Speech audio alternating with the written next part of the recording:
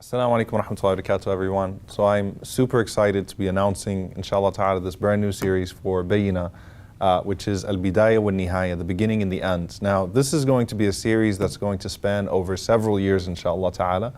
Let's hope it doesn't go too long, but it's going to be quite extensive. And it's based on the famous work of Ibn Kathir, rahimahullah ta'ala, called Al-Bidayah wa Nihaya, the beginning and the end. But what we're really going to do is we're basically going to discuss the story of creation and history as we know it, and then what's been given to us of that which will come, inshallah ta'ala, of the Day of Judgment, the signs of the Day of Judgment, and that which comes afterwards, paradise and hellfire, and so on and so forth.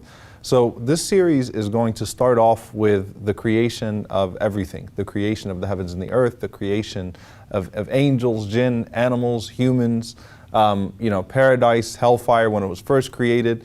In essence, we're going to cover everything that we can, inshallah ta'ala, of the lives of the prophets, getting into the life of the Prophet ﷺ, and then we're going to go century by century and discuss some of the major contributions and developments of that century in Muslim history until our time, inshallah ta'ala, and then we'll move on to the end.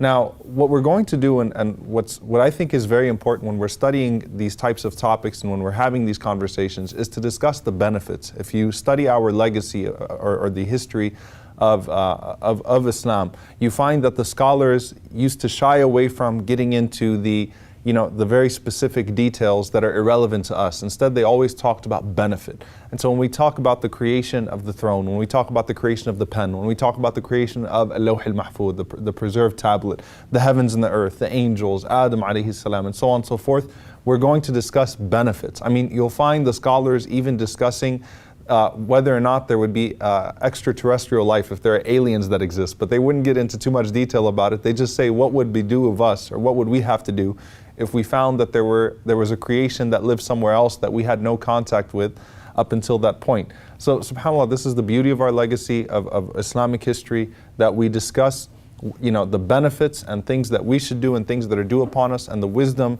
that Allah subhanahu wa ta'ala has shared with us on the tongue of His Messenger sallallahu alaihi wasallam, or through the great scholars of our tradition. So follow along, inshallah. It's going to be extensive. It's going to be a long ride. I hope that when we finish, inshallah ta'ala, it'll be a significant contribution.